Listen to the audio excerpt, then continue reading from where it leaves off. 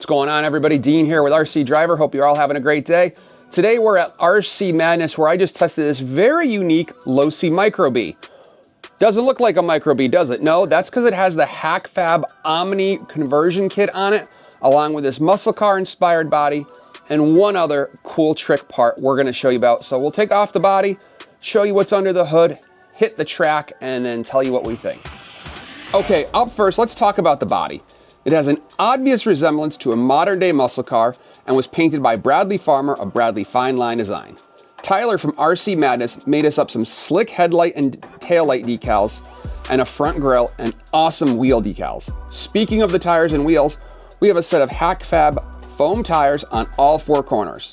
While you can't tell due to the wheel decals, these rims are black, but they're also available in white and yellow. If muscle cars aren't your thing, Hackfab has 4 other bodies that will all fit the Omni conversion, so you should be sure to check out their website.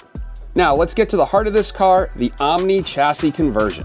They make it for on-road use like we have here, and there's also an oval version that puts the battery to the left side of the chassis.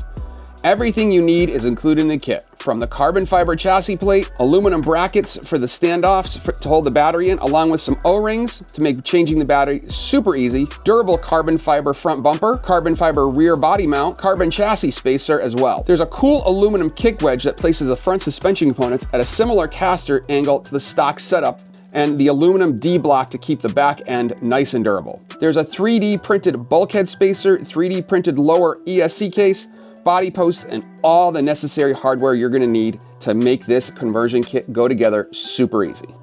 I really like the battery placement area as it's super adjustable, so a much wider variety of LiPo packs can be used.